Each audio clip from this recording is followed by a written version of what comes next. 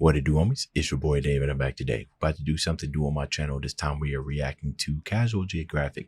I believe this is based off that thumbnail. I believe this is the same guy that got his start on TikTok by just giving out random geographic information. Dude is very knowledgeable about a wide variety of things, and I remember watching a couple of TikToks. If I'm remembering, if this is in fact the same guy. Anyways, let's go ahead, shut up, and turn it up.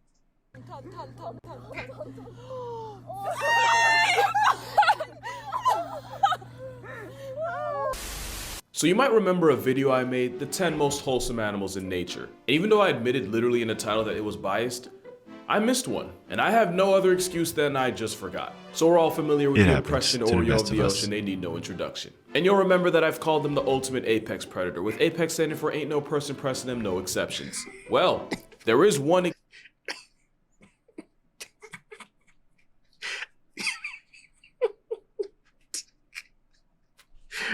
Excuse me? Familiar with the oppression Oreo of the ocean, they need no introduction. And you'll remember that I've called them the ultimate apex predator, with apex standing for ain't no person pressing them, no exceptions. Oh, that's brilliant. Okay.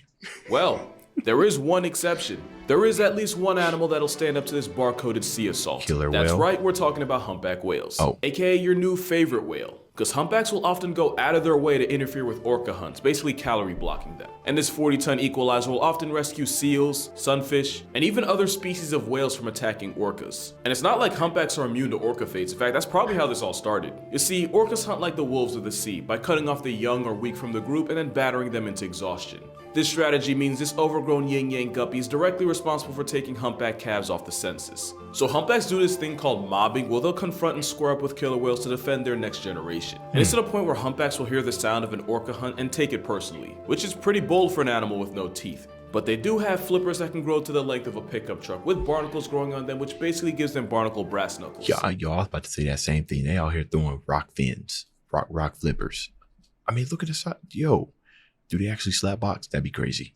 They use that and their size to send killer whales packing to protect their young. Yeah. Now, look lots at of that animals thing. be out here mobbing. That's got a lot of force. And it's not exactly crazy to see an animal defending one of its own. Except, they don't just do this with their own. In 2009, a pair of humpback whales rescued a crab-eater seal from a pack of orcas that was about to make it into a memory, which they did by harassing the orcas until they eventually gave up. A week later, a humpback bailed out a Weddell seal by rolling onto its back and placing the seal on its belly after the ops of the ocean had knocked it into the water. And in 2012, a pair of humpback whales attempted to rescue a gray whale calf that had been separated from his mother by a pod of sea pandas. And even after the baby whale was reverse born, the two humpbacks proceeded to harass the orcas for the next 6 hours. Think about that. They could have been doing anything else with their time, and they actively chose to help out a different species. 6 Now, hours. you can argue it's instinctual. Adult humpbacks will often escort a mom and calf pair since they're the most vulnerable to orca attacks. And it's possible that whales naturally defend any calves being attacked by orcas. If there are no calves around, they just defend the next best thing, which I guess in some cases might be a seal. But that leaves one big question. Why? Whales aren't exactly stupid. They know the difference between a seal and their own kind. So why go out of their way and actively put themselves in danger for something they're not even related to? Maybe they're just chill like that. And also, you don't have to be a seal to be temporarily adopted by a whale. Marine biologist Nan Hosser was terrified when a humpback spent 10 minutes pushing and nudging her. She was terrified until she noticed a 15-foot tiger shark looming on the other side of the whale. Cetaceans are arguably the smartest things on the planet without thumbs, so it's possible they're smart enough to have compassion. 15 or they feet. could literally be the orca's biggest hater that refuses to let any sea pandas eat while they're around. Altruistic animal or generational hater, either way the entire ocean should be grateful for the gatekeepers of the sea. They're not the only whales here either, because if Thanos snapped beluga whales into oblivion, the world would be a much darker place. Okay, wait a minute. That's actually pretty fascinating. Look, my knowledge about like sea animals and everything is pretty much zero, right? This is the education that I need right here. It's gonna become beneficial at some point here in my YouTube journey. But the humpback whales, that is actually quite amazing. I think I know something about these ones, right? That's the size of their brain. Aren't they like one of the smartest creatures, or is that dolphins? We're gonna find out today. And I'm not just saying that because they're white. Everything about the beluga whale is free serotonin. These travel-sized whales are often called the canaries of the sea since they communicate with a series of high-pitched calls. And it sounds nothing like anything that should come from a whale.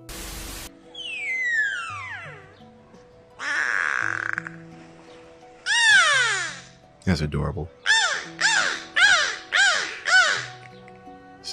Sounds like my 1-year-old daughter. Now I know some person's gonna say I shouldn't call an animal cute because I'm assigning human traits to an animal.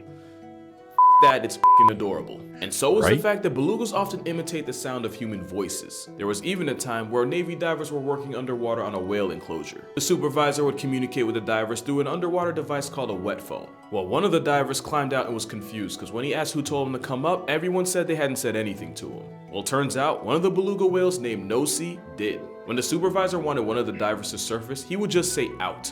Odysee heard this, memorized it, and mimicked it so well that the diver swore it came from a human until Odysee did it again. And he somehow managed to repeat it several octaves lower than what belugas usually use to communicate.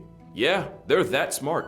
Parrots and ravens can be trained to mimic human speech, but Odysee did it spontaneously and just for the memes. And it's not just a fluke. Beluga brains are twice the size of a human's with more folds in the area responsible for problem solving. It's how a beluga whale can be smart enough to play fetch with your phone. They're also natural extroverts that can travel in groups of 10s, 20s, and sometimes hundreds. And you know what? I feel like this information comes at a shock, or at least it shocks the most of us. It shocks us the most when this type of information comes out, and it just shatters our expectations of what we thought about sea creatures, right? Because for when it comes to intelligence, right, and like dominance, and the human, the mankind is going to pretty much run the entire world. So we look at animals and everything, and we just think, stupid animal. You know what I mean?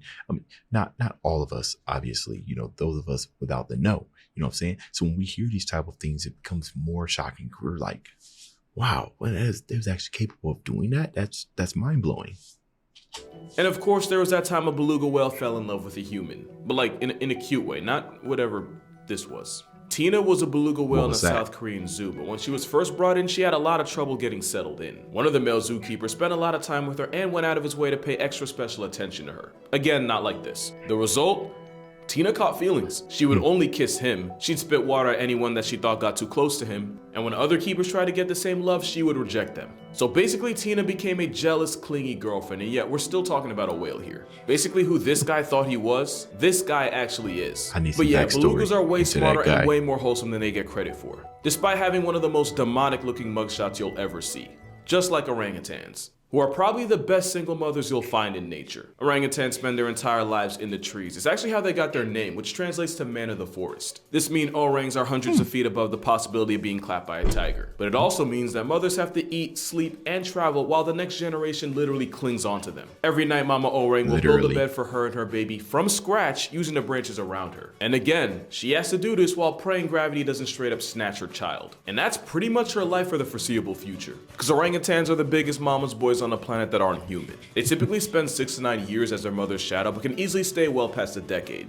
Because being a ginger tree gorilla has a high learning curve, orangs spend all this time learning how to orangutan from their mothers. But sometimes they choose to just not leave at all. And with the cost of rent, who could blame them? And while the sons usually dip out far and wide to start their own lives, the daughters usually stick around close to where their mothers raised them. They'll even visit their mothers every so often and even help out with any younger siblings. But honestly, the most wholesome thing about them is that this man is still able to walk. Because if Diet Bigfoot would have folded him like a lawn chair, I don't think anyone would have blamed her. Honestly, with orangutans in general, if they really wanted to rock our world, they could probably do damage. Like, you remember the orangutan that figured out how to pick locks and escape his enclosure and use this knowledge to flex on his zookeepers? If Fu Manchu had a malicious bone in his body, he probably would have caught a body. So we should all be thankful that orangutans are like the underachieving genius of the great ape group. I mean, their War of the Planet of the Apes do exist, right? Because what's the percentage that the brain capacity and everything wasn't it like, I don't know what the science is, but it is not too far off as far as likeness between mankind and the monkey species.